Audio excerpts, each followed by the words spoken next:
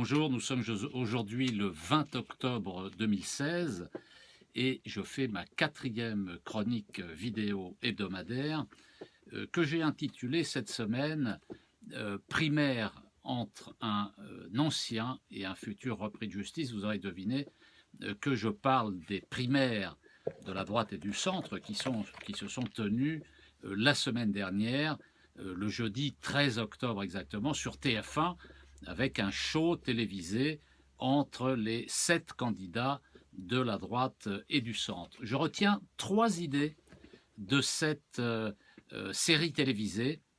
D'abord, comme je le disais, la primaire de la droite et du centre aura lieu entre un ancien et un futur repris de justice. Deuxième idée, leur programme, c'est aider les riches, accabler les pauvres. Et la troisième idée, c'est que cette primaire est un nouveau mauvais feuilleton médiatique. Alors, commençons par la première idée.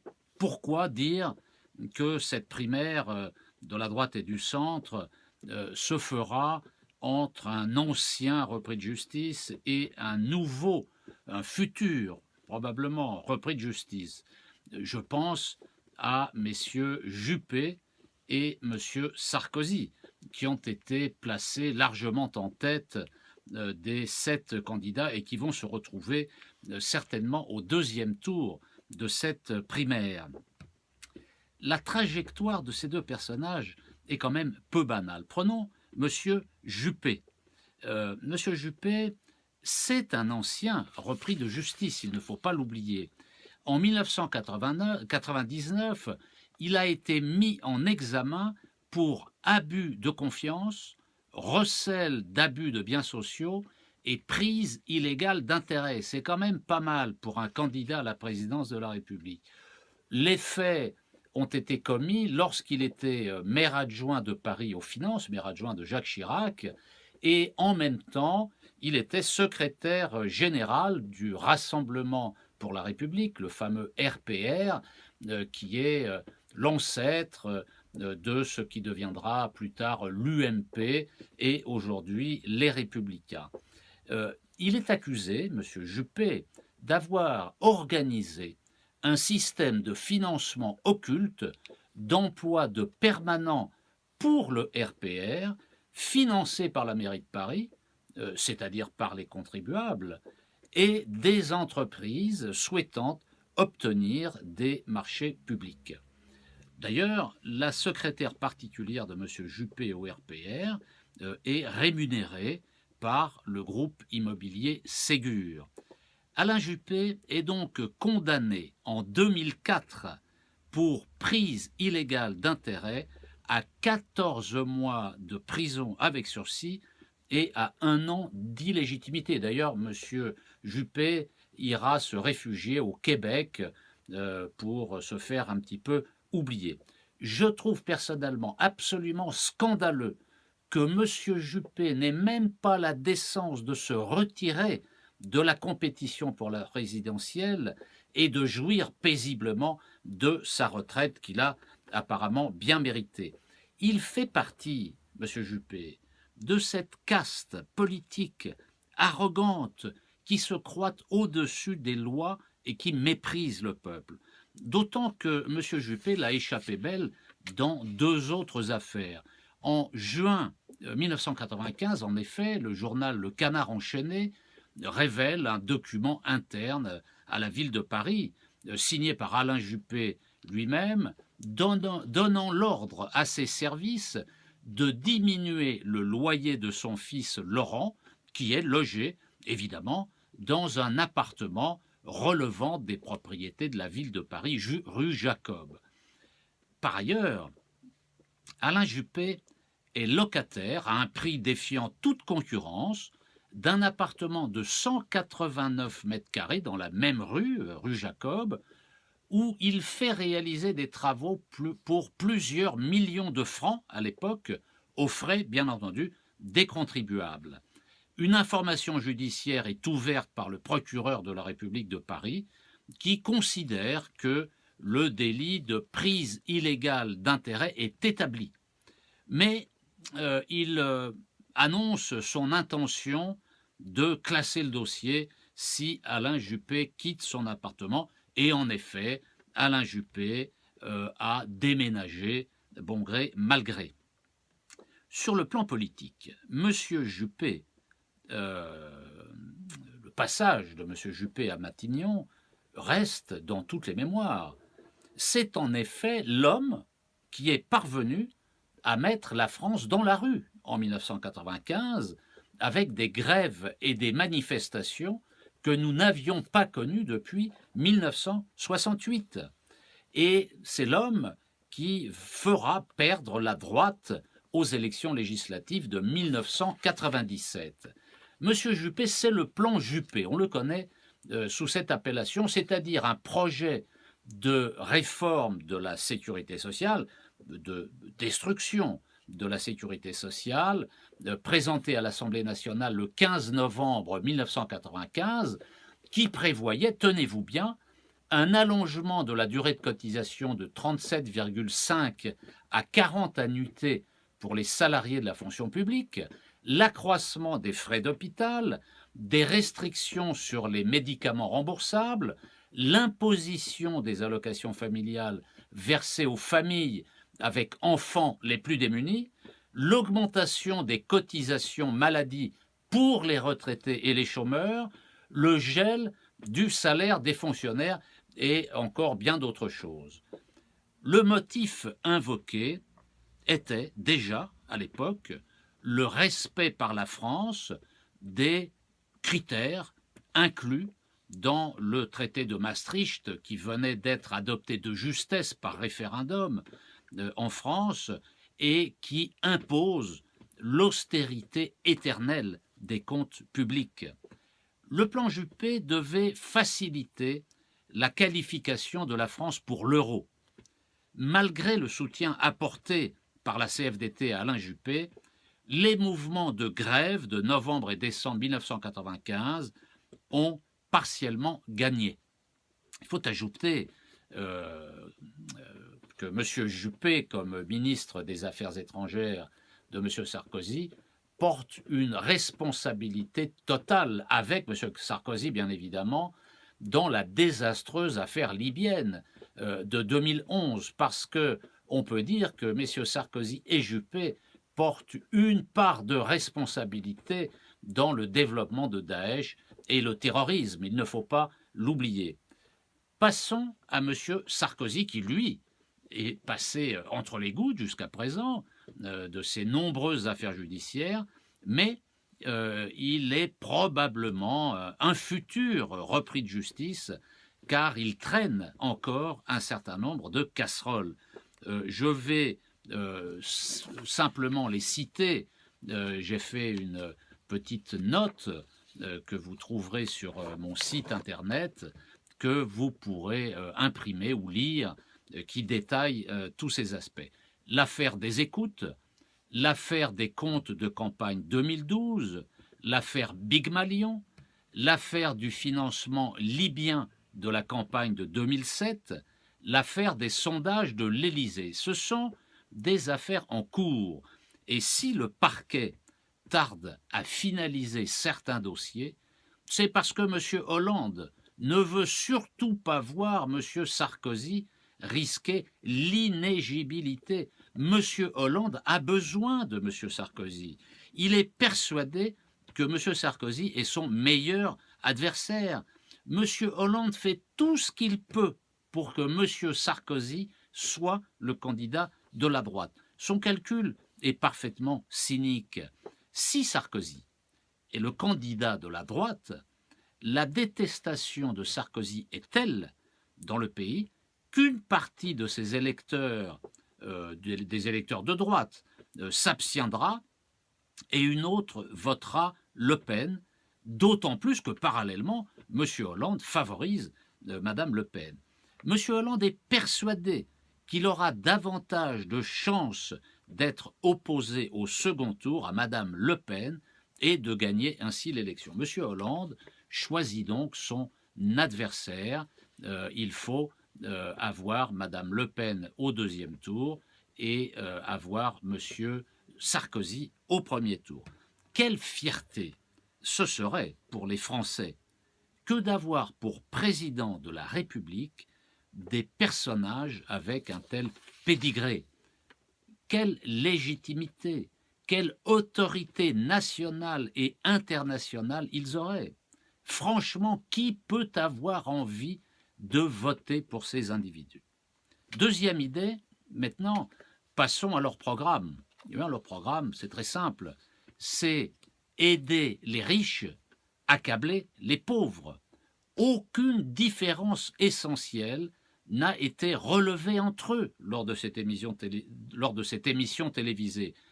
On comprend pourquoi, car tous les participants, sauf M. Poisson, ont été dans les gouvernements de M. Sarkozy entre 2007 et 2012. Il s'agissait sur le plateau de télévision d'une assemblée de comparses jouant chacun leur partition, les ambitions personnelles prenant le pas sur la confrontation des idées et des programmes. Leur programme, c'est du Hollande, qui lui-même, M. Hollande, a fait du Sarkozy. C'est-à-dire qu'on ne peut pas parler d'alternance entre la gauche et la droite, mais plutôt de rotation. On prend les mêmes et on recommence pour faire la même chose. On tourne en rond. Ils sont sur l'essentiel, d'accord sur tout. Nous avons assisté à cette émission télévisée à un concours Lépine pour savoir qui trouverait les meilleures astuces afin de convaincre les Français de se serrer encore un peu plus la ceinture. Ce qui est fascinant, c'est que tout ce beau monde n'a tiré strictement aucune leçon de l'échec des gouvernements Sarkozy, ni de celui de M. Hollande, qui a fait pourtant la même politique qu'eux.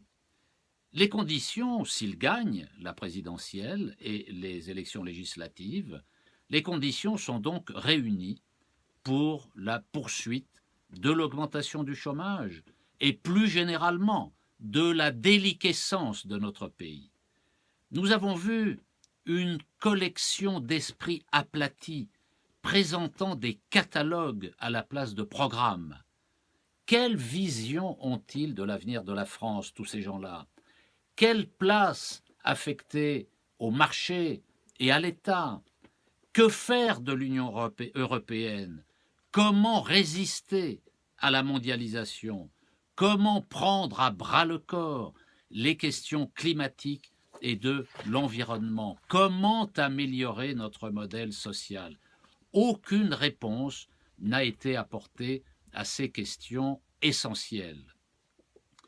L'Union européenne a surplombé tous les débats. Même si l'Union européenne n'a été que très peu citée, elle était omniprésente. Car c'est au nom des contraintes européennes que les tours de vis supplémentaires proposés par les candidats de la droite et du centre sont justifiés. Tous sont des adeptes de l'Europe punitive. Dès lors, aucun candidat n'a protesté contre le détournement de la démocratie que représente l'application automatique des critères de Maastricht, par exemple. Ça empêche toute souplesse, toute adaptation à la réalité, toute flexibilité. Alors tous ces gens-là sont favorables à la flexibilité dans l'entreprise. Ils y sont opposés pour l'Union européenne. Quelle contradiction! Personne non plus, parmi les candidats, n'a rappelé que dans les années 50, la construction européenne s'est faite notamment par l'annulation des dettes publiques françaises et allemandes, pour permettre de dégager des investissements d'avenir. Cet exemple historique ne suscite chez eux strictement aucune envie. Ils ne veulent pas utiliser les mêmes outils pour sortir notre continent du marasme, alors que nous avons la preuve, d'une part, des outils qui ne fonctionnent pas et qu'ils plébiscitent, et d'autre part d'outils qui fonctionnent dont ils ne veulent pas. Bien au contraire, messieurs Juppé et Sarkozy ont plébiscité les politiques qui perdent, celles que l'Union européenne mène depuis des années, celles qu'ils ont menées au gouvernement entre 2007 et 2012, celles menées par M. Hollande depuis 2012. Tous veulent donc une baisse des dépenses publiques que l'on estime entre 85 et 100 milliards d'euros sur 5 ans. C'est colossal. Les effectifs de la fonction publique seraient réduits de 300 000 postes. Ils n'ont pas donné le détail. Mais vont-ils réduire les effectifs de police, de gendarmerie, de la justice, de l'éducation nationale, dans les prisons, des agents municipaux, de l'armée? Les deux veulent faire 2 milliards d'économies par an sur la dégressivité des allocations chômage, mesure misérable s'il en est. Pourtant, malgré ces baisses massives des dépenses publiques, le déficit budgétaire, avec messieurs Juppé ou Sarkozy, resterait au-dessus de la barre des 3%. Alors comment expliquer ce mystère? Eh bien, très simplement, parce que tous préconisent finalement, sans le dire, des dérapages budgétaires qui provoquent cette augmentation du déficit public. C'est la raison pour laquelle les deux principaux candidats sont très discrets sur la réduction des déficits publics, car c'est pour eux le prix à payer pour les cadeaux à leur électorat le plus fortuné. Exemple, suppression de l'impôt sur la fortune, baisse massive d'impôts pour les grosses successions, les hauts revenus et les gros actionnaires. Ils achètent les voix de leur électorat à prix d'or. Monsieur Sarkozy, toujours dans la délicatesse, ajoute une baisse de la prise en charge des soins par l'assurance maladie qui passerait de 76% en moyenne aujourd'hui à 73%. Mais il faut être conscient que le programme Juppé-Sarkozy provoquera une nouvelle augmentation du chômage. Il y a longtemps que les hauts responsables politiques de gauche et de droite ont cessé de réfléchir au chômage, sur ses véritables causes et sur les moyens de le faire disparaître définitivement. Ils ont trouvé une formule qui, à leurs yeux, explique tout. Ce sont les charges patronales, comme ils disent. Ainsi, le chômage serait provoqué par le niveau trop élevé des impôts et des cotisations sociales pesant sur les entreprises. Par conséquent, la solution serait très simple pour eux. Il faudrait baisser les charges pour combattre le chômage. Cette ritournelle obsessionnelle est un virus qui a été inoculé chez beaucoup de nos concitoyens par une propagande massive et permanente. Comme le public, pour l'instant, a été retourné, pourquoi changerait-il ce discours? Il continue. Pourtant, des décennies de politique de baisse des charges, comme ils disent, ont montré leurs résultats calamiteux. Par exemple, le taux de chômage était de 7% fin 2007. Il est de 10% fin 2016, soit une augmentation de 50%.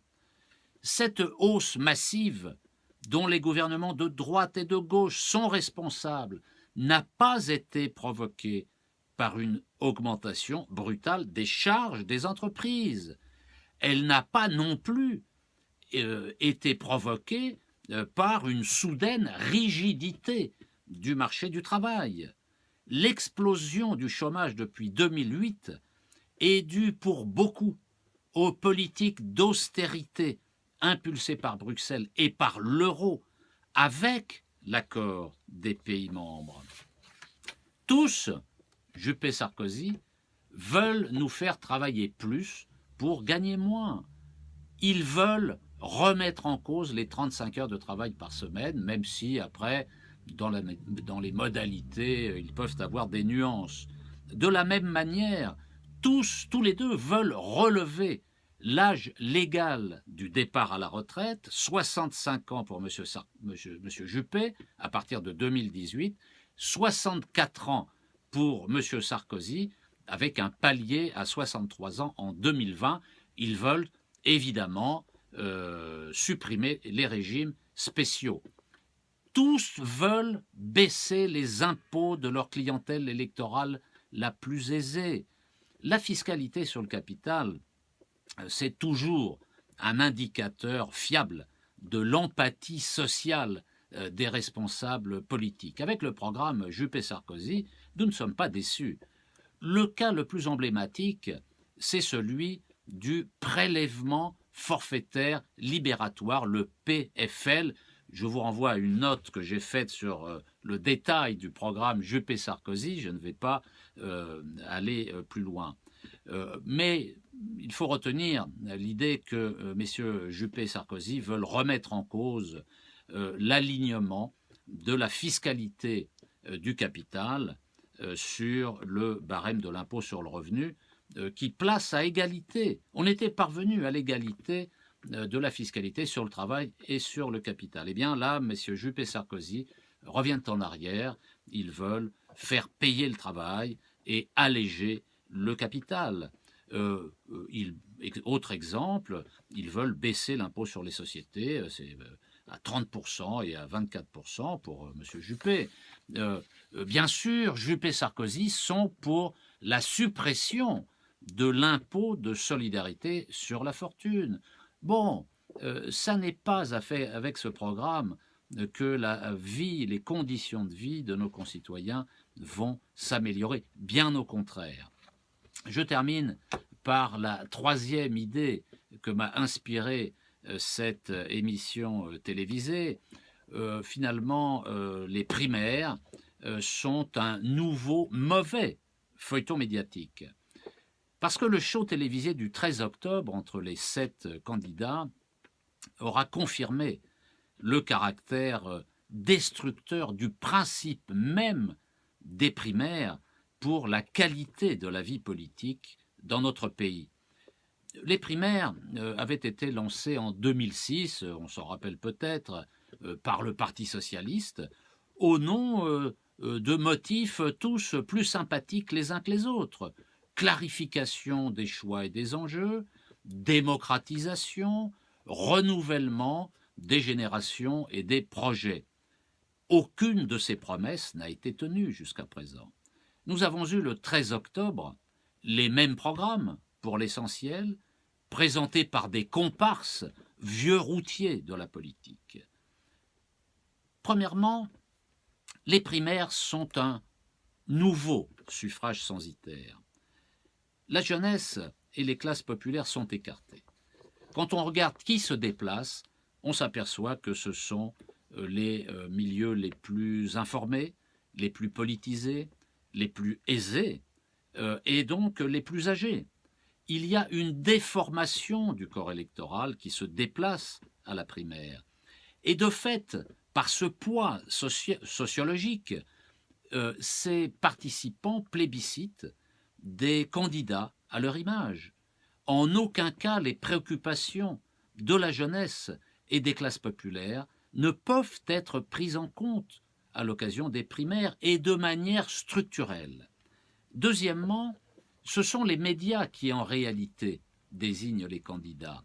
Parce que les médias, je veux dire les propriétaires des grands médias, les grands industriels de l'armement, les magnats de l'industrie, ce sont eux, au travers des sondages, qui vont fabriquer un état d'esprit chez les électeurs qui tiennent le raisonnement suivant. Si les sondages donnent X vainqueur de la primaire, c'est donc qu'il a des chances de l'emporter. C'est lui, ce candidat, qui aura les meilleures chances de l'emporter. Je vote donc pour lui. Tel est le processus de fabrication des candidats aux primaires. Les citoyens qui se déplacent aux primaires en toute bonne foi croient accomplir un geste citoyen, en réalité, les propriétaires des grands médias leur tiennent la main. Et puis, les primaires amplifient la personnalisation de la vie politique au détriment des projets. Elles substituent l'antagonisme réel ou fin entre les personnes à la formulation des projets des partis. Et cette absence de projet, d'ailleurs, se manifeste à droite comme à gauche. On assiste finalement à une perte de visibilité de l'importance des projets des candidats et à la dépolitisation des débats publics. Cinquièmement, les primaires américanisent la vie politique française. Les socialistes, suivis par la droite, en lançant des élections primaires et en reprenant d'ailleurs le même terme, ont encouragé une américanisation des processus politiques et des logiques institutionnelles en France. Ils singent ce qui se passe aux États-Unis sans d'ailleurs jamais s'être interrogés sur l'intérêt et les conséquences de cette immixtion dans la vie politique française. Chacun sait pourtant que les élections primaires ont lieu aux États-Unis dans un système politique très différent du nôtre, qui est fondé sur le bipartisme.